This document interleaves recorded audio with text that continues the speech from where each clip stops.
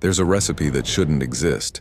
A combination of rum, coconut cream, and pineapple juice that I watched a customer write down on a napkin one sticky August night in Key West.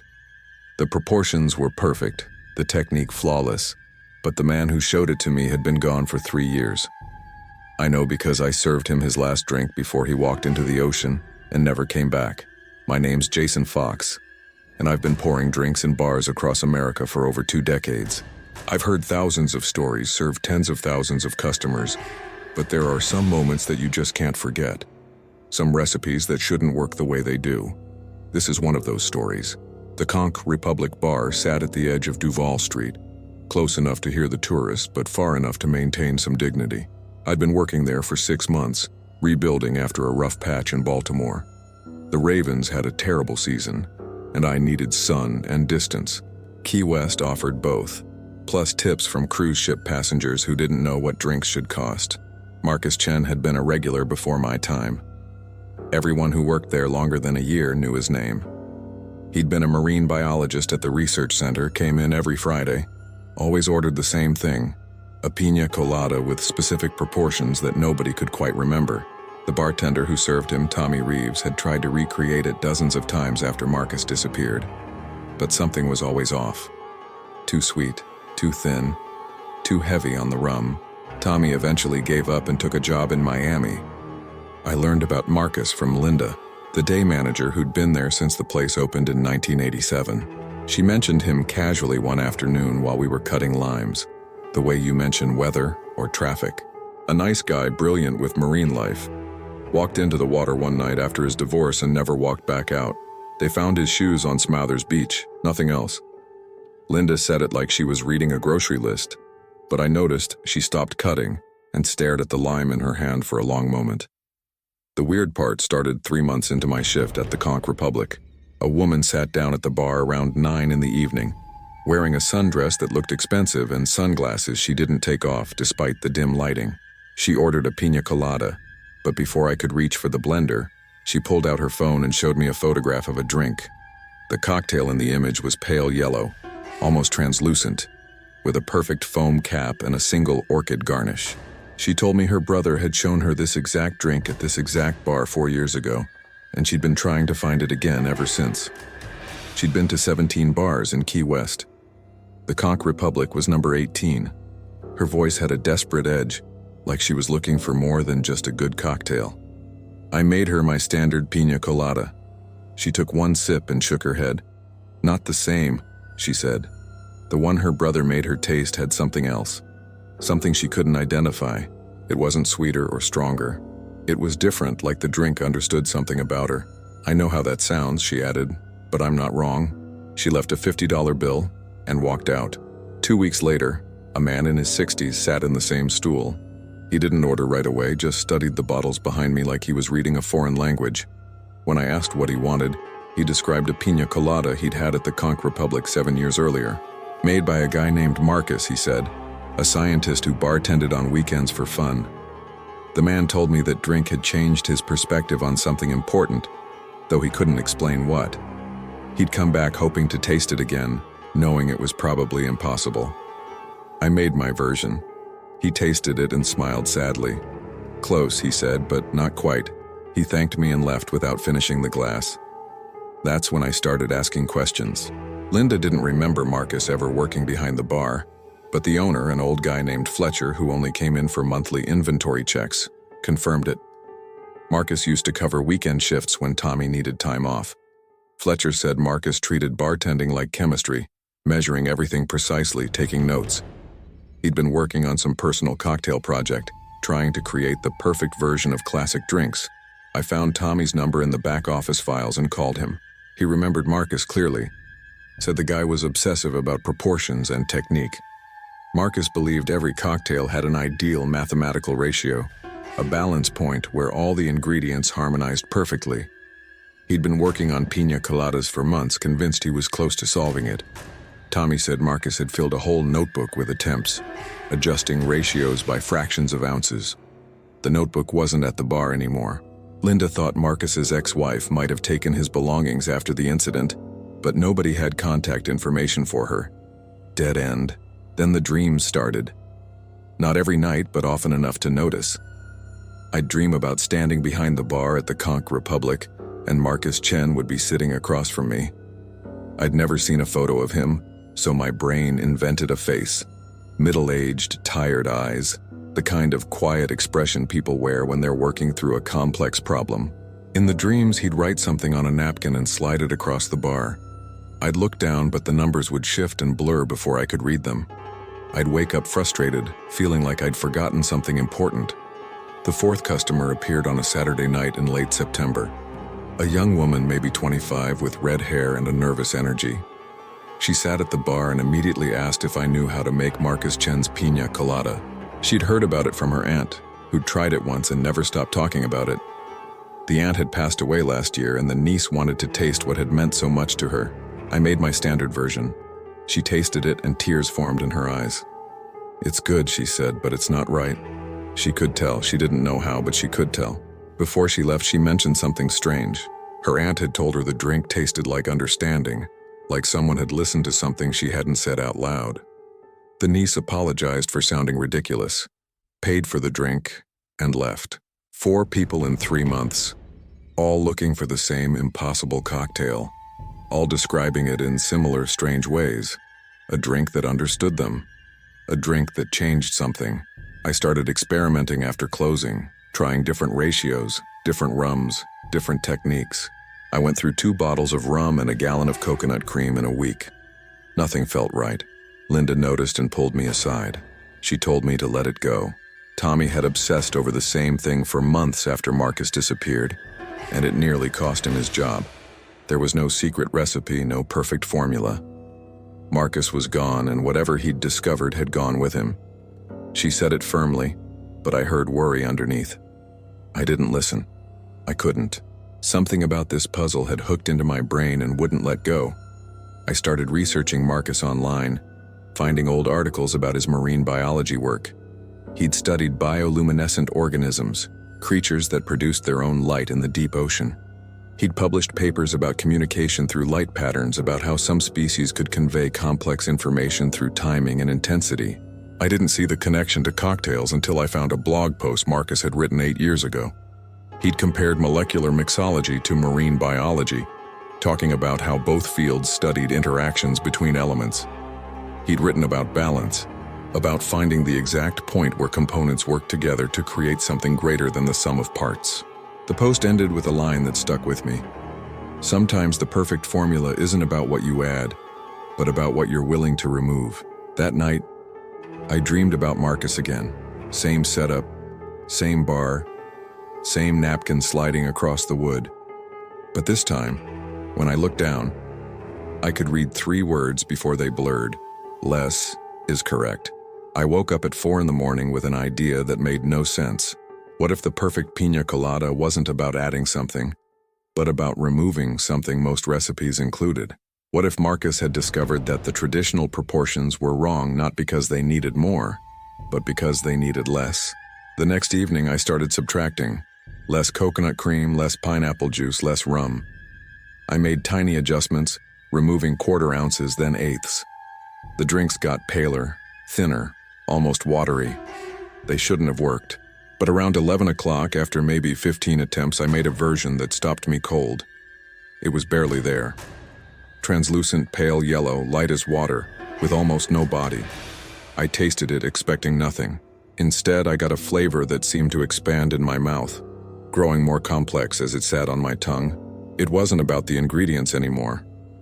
It was about the space between them, the silence where the flavors could breathe and separate and recombine. I stood alone in the bar, holding a drink that shouldn't work, that defied everything I knew about cocktails. And I understood why people had used words like understanding and changed when they described Marcus's version. This wasn't a drink you tasted. It was a drink that tasted you, somehow reflecting something back. I wrote down the proportions immediately, afraid I'd forget. Then I made another one, exactly the same measurements. It came out identical. I'd found it. After 3 months of searching, I'd stumbled onto Marcus Chen's formula. I should have felt triumphant. Instead, I felt watched. The bar was empty, locked, just me and the dim lights over the counter. But something in the air had shifted, grown heavier. I looked at the drink sitting on the bar, pale and perfect, and wondered what I'd actually discovered. The next customer who asked for Marcus's Piña Colada came 2 days later. An older man, a tourist from Nebraska who said his daughter had told him about a legendary drink at the Conch Republic. I made the new version, my hands steady, the measurements precise. I set it in front of him and waited. He took one sip, then another. Then he set the glass down carefully and looked at me with an expression I couldn't read. "Where did you learn this?" he asked quietly. I told him I'd figured it out through trial and error, that I'd been working on it for months. He nodded slowly and told me to be careful. When I asked what he meant, he paid for the drink, left a $100 bill, and walked out without explaining.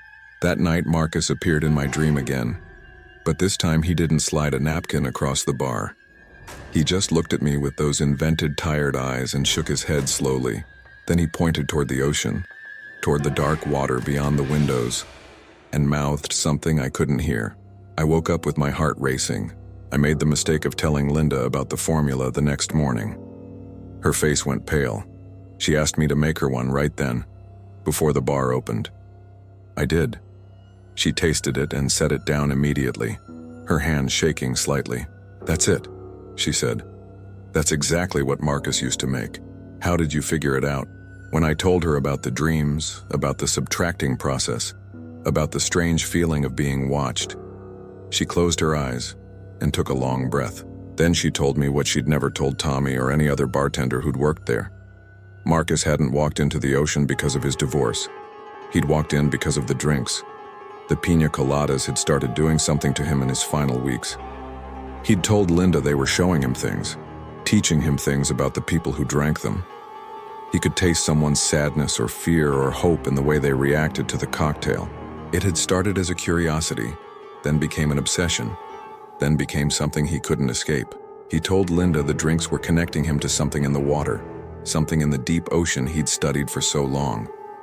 The bioluminescent creatures he'd researched communicated through light patterns. The drinks communicated through taste patterns. He'd found a bridge, and it was drowning him. Linda had thought he'd been having a breakdown. She'd encouraged him to take time off to see someone professional. He'd agreed, seemed better for a few days, then disappeared. His ex-wife confirmed he'd been acting strangely before they separated, talking about conversations with the ocean, about understanding things humans weren't meant to understand. I listened to Linda's story and looked at the pale drink still sitting on the bar.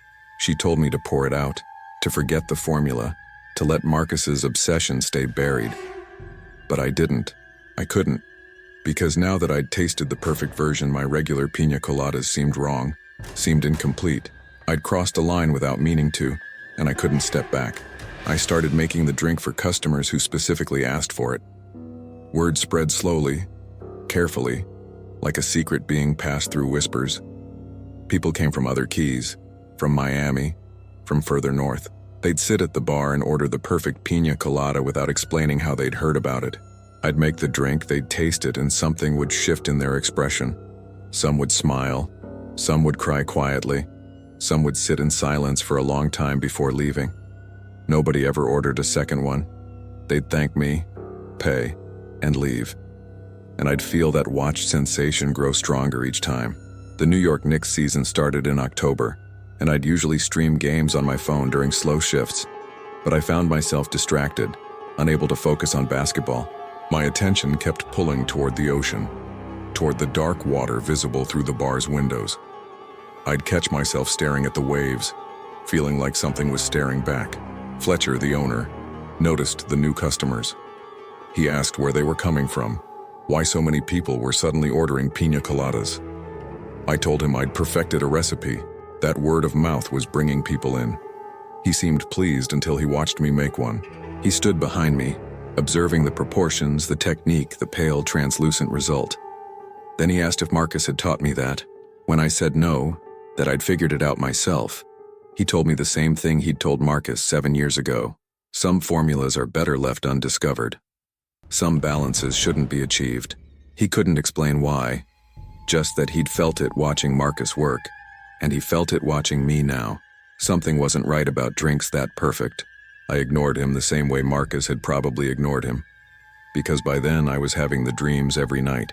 Marcus would sit across from me and we'd have conversations I couldn't remember when I woke up.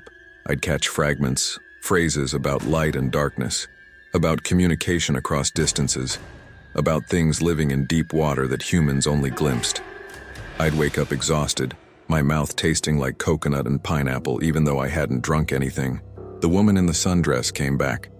Same stool, same time of evening, 6 weeks after her first visit. She asked if anything had changed, if I'd discovered anything new. I made her the perfect version. She took one sip and started crying immediately. She told me her brother had taken his own life 4 years ago, that this drink tasted exactly like the last conversation they'd had, the one where he'd tried to explain something she hadn't understood. She could taste that conversation now, could understand what he'd been trying to say. She thanked me and left, still crying, and I felt cold despite the Florida heat. That was the moment I understood. The drinks weren't just cocktails. They were a medium, a carrier for something I couldn't see or name. Marcus had discovered how to create a formula so perfectly balanced that it became transparent, became a window instead of a wall. And on the other side of that window was something that watched, something that listened, something that lived in the same deep water Marcus had studied. I stopped making the drink after that night, told customers I'd run out of a special ingredient, that I couldn't recreate it anymore. Most accepted the excuse. A few looked at me with knowing expressions and left without arguing. Linda seemed relieved. Fletcher didn't comment, but I noticed he started coming by more often, watching me work, making sure I stuck to standard recipes. But the dreams didn't stop. Marcus kept appearing, kept trying to tell me something. And one night, 3 weeks before I quit the Conch Republic and moved north to start over, I finally heard him clearly. He told me the formula wasn't the problem. The formula was a discovery, a real thing, a genuine breakthrough in balance and proportion. The problem was what noticed when you made something perfect. Perfection attracts attention, not from people but from other things. Things that live in deep water and communicate through patterns humans barely perceive. Things that Marcus had studied without understanding what he was really looking at. The bioluminescent creatures weren't just making light. They were making language. And when Marcus created a cocktail with perfect balance, perfect harmony, he'd accidentally created that same language in liquid form. The drinks were messages, and something had been reading them. Something had noticed Marcus first, then noticed me. It was still noticing, still watching through the medium of perfectly balanced ingredients, still trying to communicate in ways that felt like understanding, but might be something else entirely. I left Key West in late November, told Linda I needed to get back to the mainland, needed to see the Anaheim Ducks play in person instead of through streams. She didn't believe me, but she didn't argue. Fletcher shook my hand and told me I'd made the right choice. He'd seen 3 bartenders fall into Marcus's obsession over the years. I was the first one who'd managed to walk away. I destroyed my notes before I left, tore up the napkins, deleted the measurements from my phone, tried to forget the exact proportions. Most of it worked. I can't recreate the formula now even if I wanted to. The numbers have blurred in my memory, merging back into the standard recipes I learned decades ago. But sometimes, late at night in whatever bar I'm working, I'll catch a taste of coconut and pineapple in the air even when nobody's ordered a tropical drink. And I'll feel that watched sensation, that weight of attention from something deep and far away.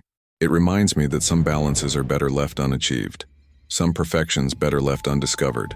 Marcus learned that too late. I learned it just in time. The perfect Piña Colada exists. I know because I made it. I made it dozens of times. And I know now that perfection comes with a price most people aren't meant to pay. Marcus paid it. Others probably paid it before him. I came close enough to understand why the ocean seemed like a reasonable answer to him in those final days. When something in the deep starts talking back through your drinks, when your cocktails become conversations you can't control, the water starts looking less like an ending and more like a continuation. I still tend bar, still pour drinks, still create cocktails, but I never try to make them perfect anymore.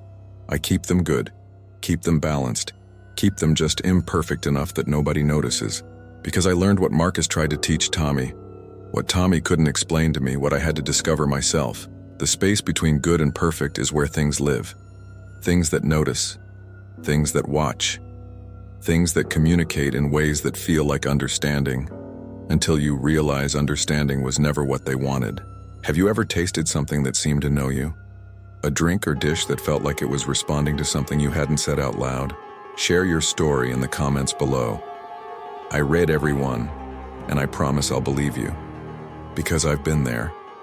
I've made those drinks, and I know they're more than just ingredients and technique. If you want to keep hearing stories like this, real experiences from 2 decades behind bars across America, like and subscribe to the channel. I've got more stories about things I've witnessed, things customers have told me, things that happen in bars when the lights get low and the crowd gets quiet.